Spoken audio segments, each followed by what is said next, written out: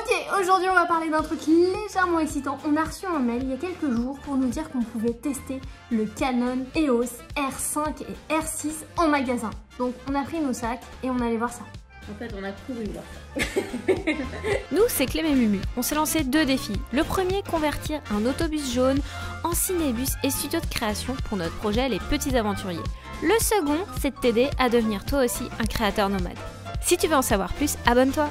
Là, on se lance dans un nouveau format. On va essayer de faire des vidéos tous les mercredis pour des conseils aux créateurs. Bon, je te dis tous les mercredis. En vrai, ça sera peut-être un mercredi sur 2 parce qu'on a quand même pas mal de boulot. Donc teste ça, tu vas nous dire ce que t'en penses, si t'aimes, dis-nous en commentaire s'il y a des conseils, des sujets que t'as envie qu'on aborde sur la création, tu nous dis, test de logiciel, conseils pour les freelances, etc. Si t'as des questions, pose-les et on se fera un plaisir de te répondre en vidéo. Donc c'est un format qui est un peu brut, qui n'est pas forcément très travaillé, qui est rapide à nous pour monter, mais qui t'apporte un maximum de conseils et qui te permettent d'avancer. Oui, et puis ça n'empêche pas que les vidéos du samedi sont toujours consacrées au bus. Et si tu as envie de te lancer en freelance, que tu sais pas comment t'y prendre, ou alors que tu galères, que tu as envie d'attirer des clients, etc., que tu as envie de faire un métier que tu kiffes et que tu puisses conserver ce kiff parce que tes clients ne seront pas des clients vampires, télécharge le guide qu'on te met dans le lien en description. Tu recevras aussi de nos conseils chaque semaine pour t'aider à avancer dans ton projet. C'est parti, on y va, on te dit ce qu'on pense du R5.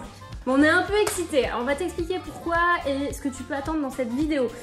On va pas être là pour te faire une review super technique, machin, il y a plein d'autres chaînes pour ça. Nous, ce qui nous intéresse, c'est de savoir si cet appareil règle nos plus gros problèmes, peut-être le tien, c'est-à-dire est-ce qu'il fait vraiment des super vidéos et de la super qualité photo que tu peux merger en un seul appareil, ce qui veut dire que ton sac est beaucoup plus léger quand tu fais de la photo et de la vidéo de voyage, ou quand tu as besoin d'être vraiment léger. Si tu es digital nomade, bah, tu n'as pas envie d'avoir 15 appareils sur toi avec 38 paires de lentilles à charger, etc. Parce que pour le moment, ce qu'on a actuellement comme matériel, on a un Canon 6D pour la photo, et puis pour la vidéo, on a un Sony A6500. Donc du coup, les lentilles ne sont pas compatibles, donc on porte 2 fois les lentilles. Donc on pourrait nous dire oui, mais vous pouvez acheter des adaptateurs, blablabla. Oui, mais non, en fait, on n'a pas envie d'avoir des adaptateurs, des trucs comme ça. On veut avoir tout, on a une marque, un truc, un ensemble compact qui fonctionne bien ensemble et qui soit efficace en fait. Ouais. Une autre chose aussi qui nous a penché pour le Canon, c'était, on a une super lentille qu'on aime beaucoup, c'est une 70-300, donc c'est un téléobjectif. Elle fait des super images, parce qu'on l'a acheté plutôt pour les photos d'animaux, mais elle marche aussi super bien en portrait. Donc on aimerait bien la conserver, on en est très contente. Mumu, pour toi c'est une histoire d'amour Canon. J'avoue. Depuis qu'on a le Sony, Mumu, elle... Je grogne un peu. On a un Sony A6500 qui, pour l'époque, était vraiment bon pour un hybride, qui avait une super qualité 4K, qui était vraiment efficace au niveau des ralentis en HD. Mais il a quelques problèmes au niveau de l'autofocus. Il était bon à l'époque, mais aujourd'hui, il est un peu largué. Et les menus. Les menus, l'ergonomie, le petit bouton sur le côté qu'on n'arrivait pas à trouver. Depuis, Sony a sorti le A6600. On a été testé en magasin. Toujours pas. Qu'est-ce que t'aimes chez Canon? Ce que j'aime chez Canon, c'est les images en fait. C'est le rendu qui est très cinématographique. Il y a un côté artistique que j'arrive pas à retrouver chez Sony. Je trouve que les images chez Sony sont très belles, mais peut-être trop réalistes. Et je trouve qu'il y a un côté un peu froid. Bon, tu te demandes peut-être pourquoi à l'époque on a acheté un Sony pour la vidéo et pas un Canon. Tout simplement parce qu'à l'époque, Canon proposait pas de la 4K de qualité pour nous. Sony était vraiment meilleur à ce moment-là. Donc c'est pour ça qu'on avait bifurqué vers Sony. Mais là, de ce qu'on a vu, en tout cas, Canon a vraiment rattrapé son retard et les derniers appareils sont vraiment très bons. Effectivement. Donc on l'a testé. Il y a un truc que je trouve vraiment bon dans le R5 et le R6 aussi, c'est la capacité d'autofocus. Il est vraiment bon, on a fait des tests en mouvement, en tournant la tête, en se déplaçant. Il lâche pas le sujet. Et il y a des choses aussi assez intéressantes, tu peux contrôler ton niveau, ton focus en fait, juste avec la petite molette à la main comme ça, tu peux le contrôler sur ton écran, tu peux faire du touch and drag, ça veut dire que tu vas guider ton focus sur ton écran. Il est vraiment efficace à ce niveau-là et je crois qu'il a quasiment 100% de points d'autofocus. Donc comme je te le dis, nous on fait pas une revue hyper technique, pour ça il y a plein de blocs techniques, mais quand tu l'as en main, quand tu es un créateur sur le vif là, tu es en mode, tu attrapes ton appareil photo, tu as envie que ça réagisse super rapidement, ou quand tu fais un vlog, par exemple comme nous dans le bus, quand on prend l'appareil photo et qu'on veut parler à bout de bras, par exemple le A6500, il y a plein de prises que je fais ou que tu fais où on voit pas que c'est flou parce que on n'a pas l'écran qui se retourne et puis la caméra elle fait pas le boulot, l'autofocus il est pas assez bon. Alors apparemment ils se sont améliorés sur le A6600 mais on l'a testé et c'est pas le même niveau de rapidité. Après, on parle pas de la gamme. C'est pas la même gamme non plus, il faut faire attention à ça. Les A7S, le A7S3 qui a été présenté aujourd'hui d'ailleurs, je pense qu'il est sans doute meilleur, plus rapide et tout. Mais on a un petit peu regardé, on a été un petit peu déçus pour les propriétés photo de celui-là. C'est sûr que c'est vraiment un appareil qui a été développé, le A7S3. Pour les vidéastes. Du coup, si tu veux faire de la photo, vaut mieux acheter le A7R, si tu veux rester chez Sony, hein, A7R et non pas le A7S. Parce qu'ils sont chacun leur gamme, puis après tu as celui du milieu qui fait un peu des deux, le A7 III, mais là, le A7 III, je pense qu'il a été largué. On attend le A7 IV, on verra bien ce qui se passe. Mais revenons à Canon, parce que moi je veux me parler de Canon. Ok, un truc qu'on aime beaucoup, donc on t'en a parlé, c'est le fait qu'on a l'écran qui pivote. C'est tout bête, mais quand tu fais de la vidéo sur internet comme nous, le fait d'avoir un retour caméra, c'est vraiment important. Si tu fais du vlog, faut que tu vois si t'es bien cadré, si c'est pas flou. Ce qui se passe derrière toi, parce que ce qui se passe derrière toi. Surprises. Ah ouais, il y en a un gars qui s'est incrusté comme ça derrière, qui était presque nu. C'était un peu gênant, mais on l'a pas vu, on l'a vu qu'au montage. Enfin, y a plein de trucs comme ça où le fait d'avoir un retour, c'est pratique, mais aussi parce que tu peux gérer ton angle pendant les événements. T'es pas obligé d'être comme ça à essayer de trouver là, tu peux gérer vraiment ton angle, tu peux être discret. Ouais, avec surtout en photo, si tu veux faire de la photo avec ton écran qui est orientable et tout, et ben en fait tu vas pas être comme ça à prendre ta photo. Donc si tu veux prendre plus des photos sur le vif, bah, c'est très pratique en fait. On sent dans le R5 et le R6 aussi d'ailleurs que les écrans sont hyper solides. Donc ça c'est hyper rassurant, on sent qu'il n'y a pas de problème. Et le fait aussi que l'écran soit rabattable quand on le ferme dans le dos, et ben ça fait que l'écran il est protégé pendant le transport. Ouais. Ce qui est pas mal, du coup il s'abîme pas, il risque moins d'être rayé que par exemple le A6500, l'écran il est vraiment dans le dos de l'appareil. Même le A6600, hein. Ouais. Le A6600 il a un écran qui se remonte, donc on peut maintenant vlogger au A6600. L'avantage c'est que c'est super léger et super discret aussi. Mais le système n'est pas top, il est assez fragile, puis il n'est pas autant amovible, il ne peut pas pivoter sur le côté, donc vraiment on préfère ça. Mais après il y a d'autres appareils, hein, le A7S III, ils vont avoir l'écran bien pivotable comme il faut. Mais pour le coup, on est contente que cet appareil, il ait quand même cet écran pivotable, parce qu'il y a plein de constructeurs qui pendant des années ont oublié, n'ont pas mis ce truc, alors que c'était essentiel. Voilà, donc ça c'est fait, donc on est contente. Et puis Canon, ils ont fait un truc. Ça s'appelle la 8K. Alors, je sais qu'il y a un gros débat là-dessus. Est-ce qu'on en a besoin? Est-ce qu'on n'en a pas besoin? Ok, mais peut-être que tu sais pas ce que c'est que la 8K, donc on va t'en parler tout de suite. Pour te faire simple, quand tu regardes une vidéo sur YouTube, en général, elle est en 1080 par 1920. C'est ce qu'on appelle de la HD. Quand tu veux publier une vidéo de ce format-là, c'est très bien. Ça reste quand même léger pour faire du streaming, pour que les gens puissent regarder. Si tu veux, tu peux monter ton niveau sur YouTube. Tu peux chercher dans les fonctionnalités. En fait. Tu pourrais augmenter la résolution, mais c'est pas forcément nécessaire. Et l'avantage de la 4K, c'est qu'en fait, tu peux avoir plus de piqué dans ta vidéo quand tu prends le format et que tu le réduis.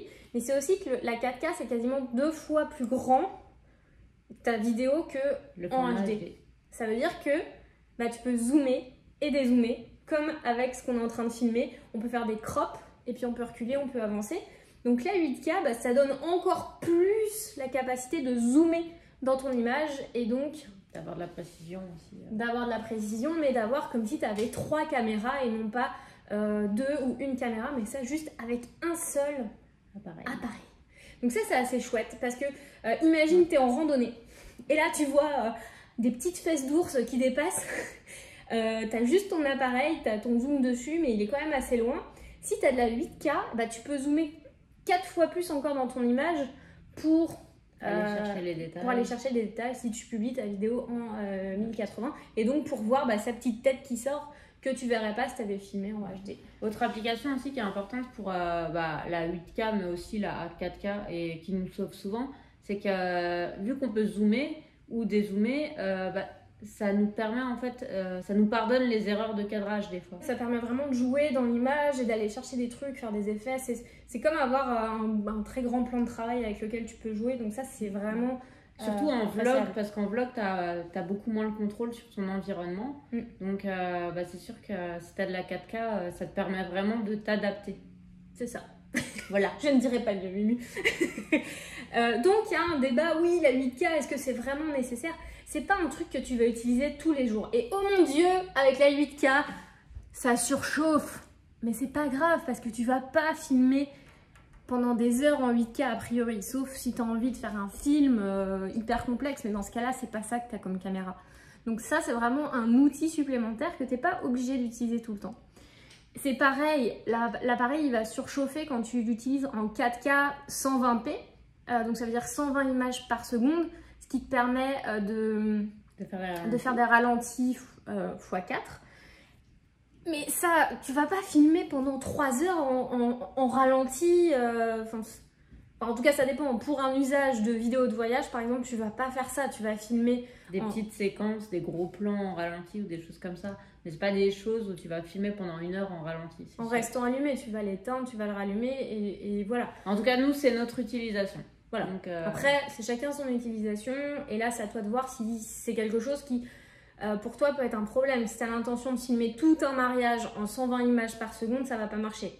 Techniquement, ça va pas marcher. En 60, c'est pareil, il va être limité. Mais par exemple, si tu fais de l'interview, ou que tu fais du face cam en comment on fait, ou que tu fais de la prise de vue régulière sans avoir besoin d'augmenter ton nombre d'images par seconde, il va enregistrer jusqu'à ce qu'il n'y ait plus de batterie en fait. Et en parlant de ça, tu peux ajouter une poignée qui te rajoute deux batteries, donc qui te permet d'avoir encore plus d'autonomie. Donc ça, pour nous, ça nous dérange pas finalement que ça surchauffe parce que notre A6500 il surchauffait quoi qu'il arrive. Donc il s'arrêtait au bout de 20 minutes, 25 minutes, ouais. Je pense. De toute Chez manière. nous, ça change rien. Non, c'est ça. Sauf que là, c'est ça, le Canon ne surchauffe pas quand tu es en 4K, 30 images par seconde. C'est ça. Donc là, tu peux le laisser rouler et puis il n'y aura pas de problème. Hein. Ça va être la batterie juste qui va t'arrêter. L'autre avantage aussi avec les batteries, c'est pour l'hiver, surtout au Canada quand il fait froid. Les batteries qu'on avait, par exemple les petites batteries du Sony, avaient tendance à se décharger très vite en fait en 10-15 minutes dès qu'on est dans le moins 15 dehors, il n'aimait pas trop ça. Là avec le Canon, on sait que ça va nous durer un peu plus longtemps quand même. Par exemple, on avait le 6D, j'étais juste en photo par contre, j'étais pas en vidéo. Mais je suis partie au Nunavut, donc pendant 3 semaines, j'ai utilisé qu'une batterie pour mon appareil photo et ça m'a tenu sans problème en fait, elles étaient beaucoup plus résistantes. Alors c'est sûr que je faisais attention, je gardais les batteries au chaud le plus possible. La GoPro que j'avais amenée avec moi, finalement, elle n'avait pas tenu 2 minutes. Donc c'est juste que je connais les batteries Canon et je sais qu'en milieu froid, elles sont vraiment efficaces. Et comme on a envie de faire de plus en plus de vidéos aussi en hiver, c'est un bon choix. Oui.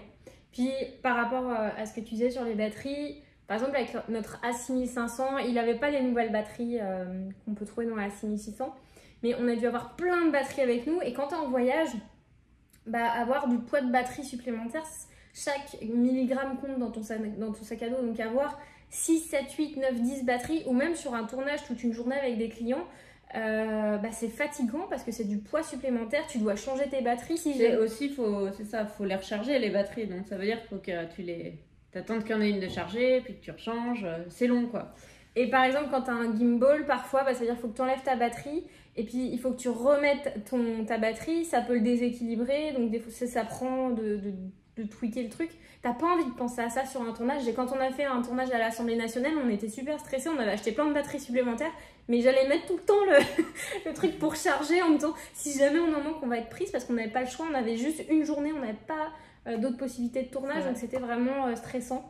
Donc d'avoir la poignée supplémentaire sur le EOS R5, c'est vraiment appréciable sur ce format-là. Autre truc qu'on aime beaucoup, c'est la bague des R. Ça, c'est la vraiment gamme une R. super initiative de Canon. Je pense pas que Sony le fasse encore. Non, je pense pas. Tu nous dis si on se trompe.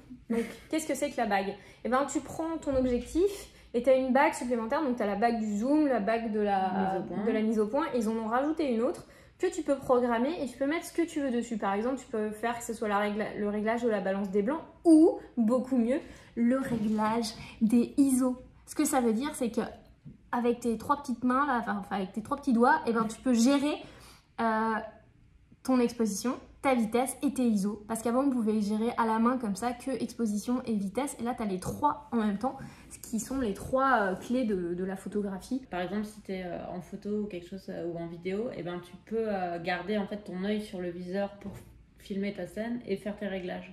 C'est beaucoup plus intuitif et ça, on aime.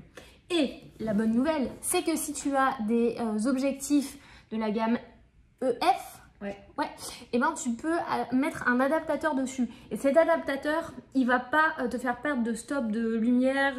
Tu vas vraiment garder la même qualité et tu vas Il va pas y avoir de crop non plus. Il va pas y avoir de crop et tu peux avoir du coup ta bague qui est sur la bague. Ta bague sur la bague. Ta bague sur l'adaptateur. Donc ça, on aime beaucoup.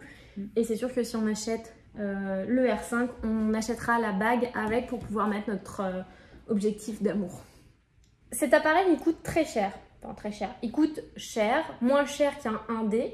Il reste quand même relativement coûteux. Mais quand tu achètes du matériel comme ça, c'est un peu un investissement que tu fais dans la durée. Par exemple, quand on achète un Mac, on va prendre le Mac le plus boosté possible, de dernière génération, en mettant toutes les capacités dedans parce qu'on sait qu'on va le garder pendant 5 ans, 6 ans. Là, l'autre Mac qu'on a, ça fait depuis le tour du monde qu'on l'a dans le sac à dos.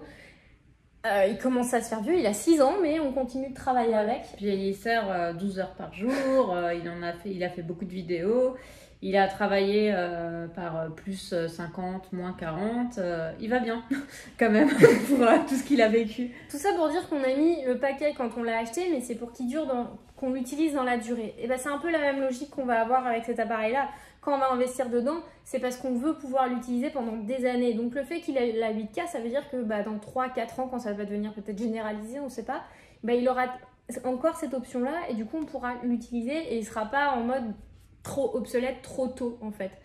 Donc ça c'est un truc qui est important quand tu investis dans du matériel, c'est de te dire oui mais il va durer combien de temps? Parce que si tu dois acheter un appareil tous les 2 ans qui te coûte 2000 $ ou 2000 €, c'est pas valable dans la durée. Surtout qu'un boîtier, il perd de la valeur beaucoup plus rapidement que des objectifs.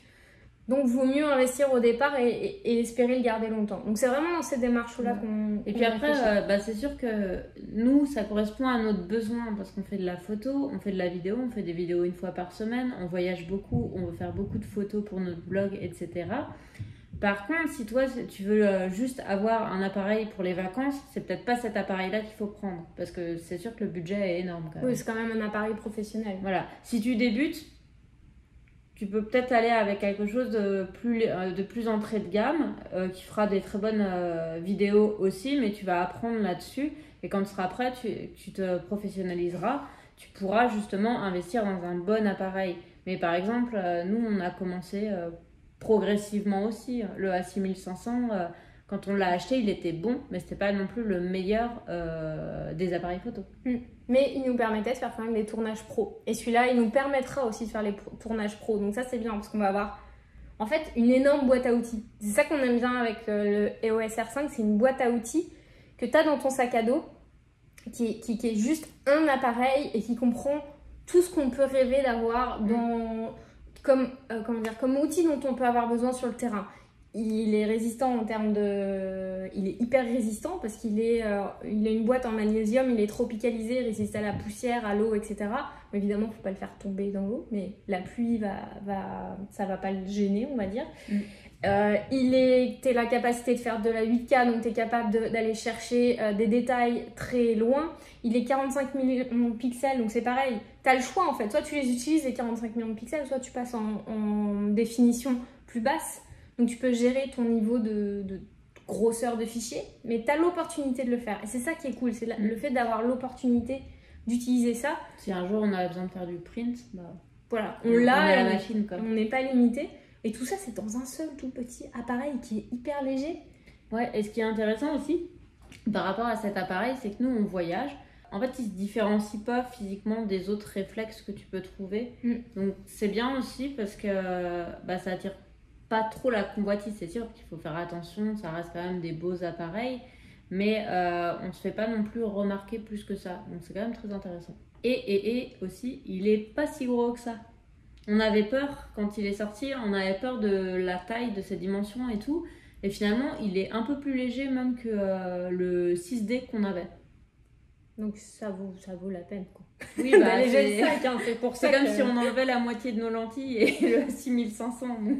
Bah, c'est ça, c'est parce que là, avec le A6500, on a 2 objectifs, plus l'appareil, et puis on a le 6D avec un énorme objectif, un autre objectif assez conséquent, plus la boîte. Donc ça fait quand même un sacré morceau, et souvent on se dit bon bah c'est pas grave, on laisse le 6D, on le laisse de côté, on l'emmène pas. Souvent on est obligé de faire des compromis, c'est ça. En mode bon bah on fera que des photos ou on fera que des vidéos. Alors on fera ce qu'on veut. Plus faire de compromis. Plus jamais. Donc finalement bah, quand tu as 2 appareils en un, au niveau du prix, bah, ça se réfléchit. Aussi ouais. Parce que finalement, tu n'as plus besoin que d'un appareil et d'investir dans un seul au lieu de 2, ce qui n'est pas inintéressant. On va parler rapidement du R6, qu'on a pu tester aussi. Super agréable en prise en main, il est hyper réactif. Très bonne couleur aussi. L'autofocus, la couleur et tout, enfin les photos, je suis impressionnée vraiment. Ouais. La seule limitation finalement qu'il a, c'est qu'il ne fait pas les ralentis en 4K. Et il les fera pas en tout cas parce que il va jusqu'à 60 je pense. 60, donc il ralentit 2 fois, mais la 120 il pourra pas la faire parce que même s'ils mettent à jour le logiciel interne de l'appareil, en fait c'est les cartes SD qui sont limitatives parce qu'ils ont juste des entrées cartes SD et ils n'ont pas les nouvelles cartes qui s'appellent les CF Express. Ouais. Et donc, ça veut dire que les cartes SD, elles sont pas capables de prendre ce poids de fichier-là, elles n'y arriveront pas. Parce que en fait, le Canon R5, lui, il a une entrée pour une carte SD et une entrée pour une carte CF Express. D'ailleurs, nous, on a fait des tests vidéo en magasin. On n'avait que notre carte SD, donc on n'a pas pu tester la 8K ou la 4K 120 sur le R5. Mais on a testé la 4K 60, on a testé la photo, et juste déjà ça, on l'aime. C'est une sacrée montée en gamme. On l'aime. On m'a parlé aussi d'un problème au niveau du poids des fichiers. Personnellement, là, juste déjà, avec ce qu'on a, l'ordi qu'on a, il suit. C'est un autre, c'est pas celui d'il y a 6 ans. Mais il suit, donc je suis pas trop inquiète. C'est plus une question d'espace, mais comme tout se miniaturise, je suis pas hyper inquiète parce que dans 2, 3, 4 ans, ça va encore réduire. Donc, les disques durs qu'on utilisait il y a 2 ans et demi, maintenant on met 3 fois la quantité de données qu'il y a 2 ans et demi. Autre truc qui est intéressant, c'est qu'il est silencieux, mais totalement silencieux en prise photo. Donc par exemple, quand tu es dans un mariage, quand tu es dans un événement, quand tu es dans la rue, quand tu fais un voyage, si tu as envie d'être discret et de pas attirer l'attention quand tu shootes, on l'entend pas du tout. Ou par exemple, tu filmes une conférence où il faut pas faire de bruit. On t'entendra pas. On t'entendra pas, personne ne saura que tu fais des photos. Donc ça, c'est assez chouette. Donc pour nous, on est assez convaincus.